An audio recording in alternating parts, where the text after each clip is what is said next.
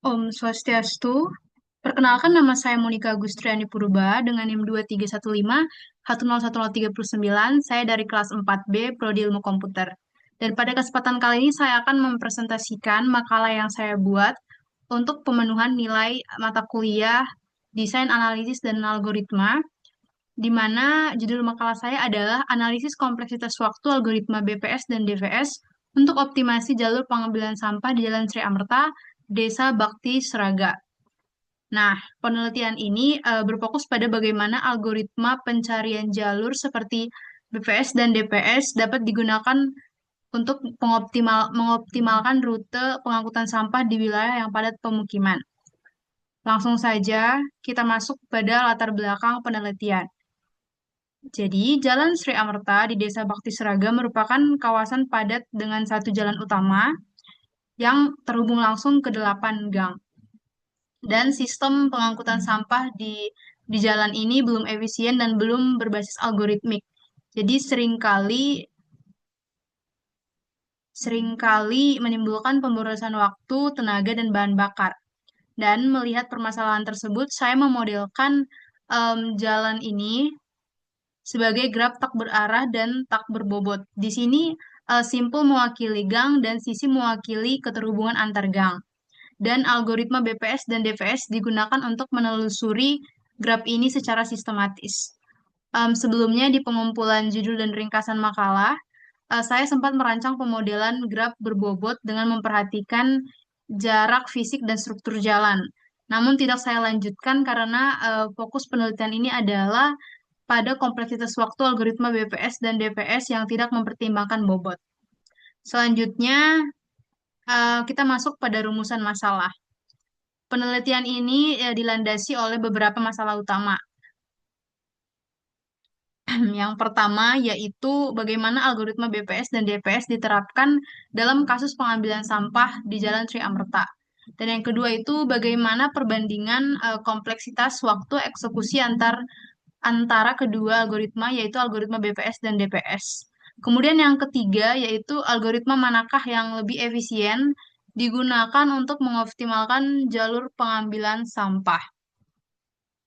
Selanjutnya adalah tujuan dan manfaat penelitian.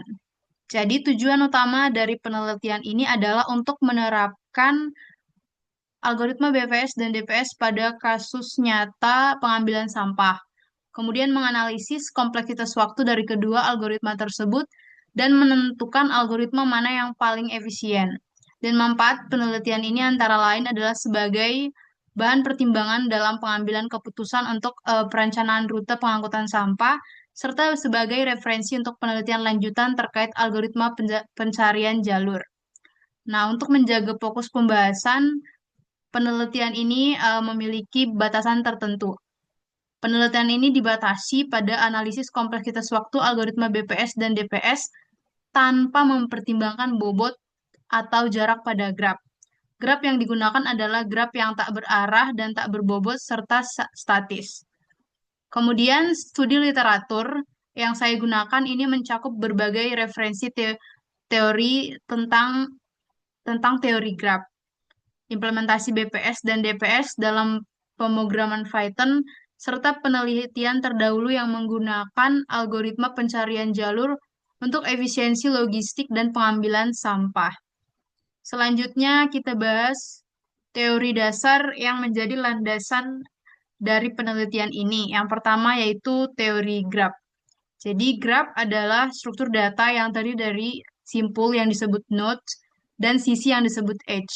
Dalam konteks penelitian ini, simpul mempresentasikan gang dan maaf, simpul mempresentasikan gang atau titik pengambilan sampah, sedangkan sisi menggambarkan keterhubungan antar gang.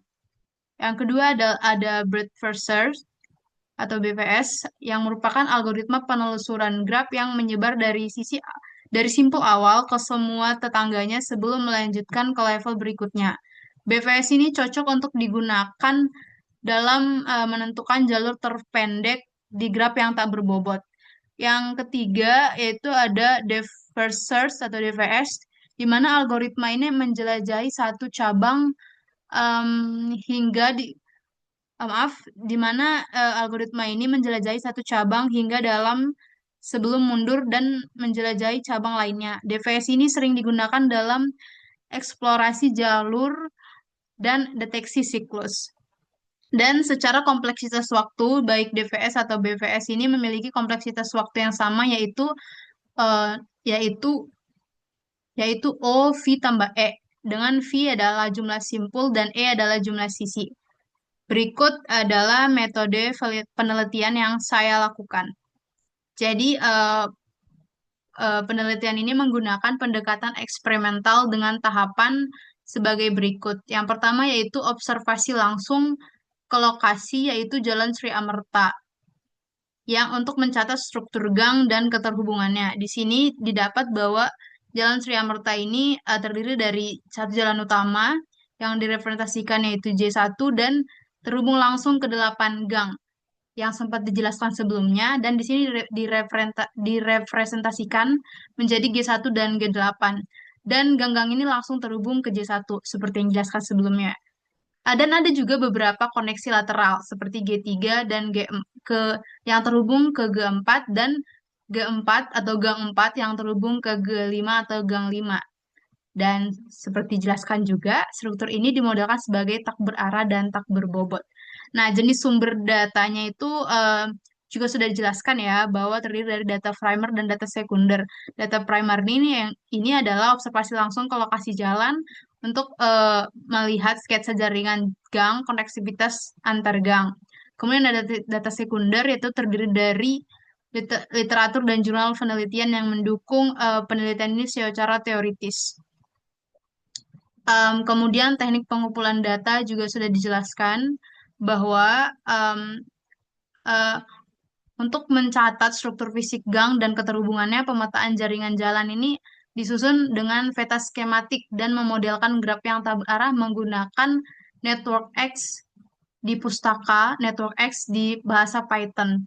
Kemudian ini adalah representasi graf yang dihasilkan menggunakan Matplotlib. Jadi kita bisa lihat ini adalah visualisasi graf dari eh, struktur atau peta dari lokasi kita, penelitian kita, yaitu Jalan Sri Amerta. Kemudian bagaimana implementasi algoritmanya? Jadi di sini implementasi dilakukan dalam bahasa Python menggunakan Pustaka Network X, dan saya membagi implementasi ke dalam empat bagian utama. Yang pertama adalah pembuatan graf yang mempresentasikan jaringan jalan Sri Amerta.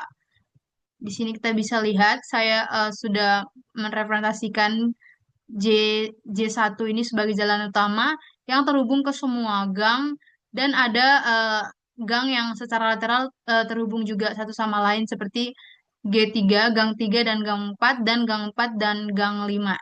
Kemudian yang kedua ada fungsi BPS traversal dengan NX BPS Edge, sama juga dengan fungsi DPS juga menggunakan NX DPS Edge. Kemudian yang keempat ada fungsi average execution time, di mana ini digunakan untuk mengukur durasi eksekusi BPS dan DPS masing-masing sebanyak 10 kali. Jadi kita menggunakan percobaan selama 10 kali. Dan pengukuran waktu dilakukan dengan fungsi time dari bahasa Python, dan hasil waktu serta urutan simpul disimpan untuk dianalisis.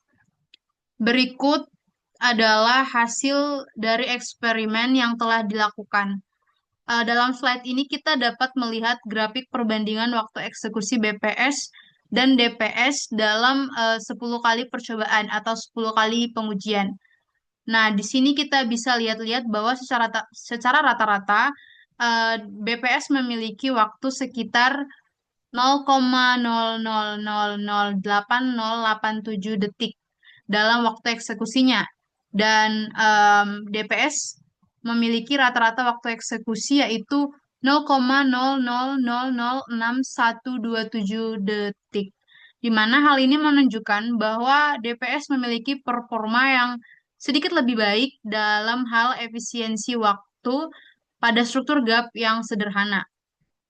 Selanjutnya adalah kesimpulan dan saran dari penelitian ini.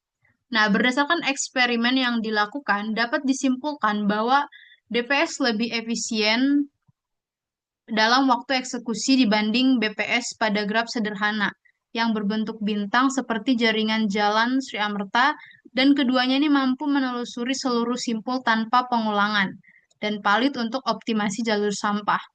Namun, tetap walaupun begitu, BPS tetap relevan jika distribusi penelusuran merata diperlukan. Dan pemilihan algoritma memang harus mempertimbangkan topologi graf dan tujuan operasional. Dan untuk itu, penelitian ini telah menjawab rumusan masalah, yaitu berhasil menganalisis kompleksitas waktu BPS dan DPS dalam optimasi jalur pengambilan sampah.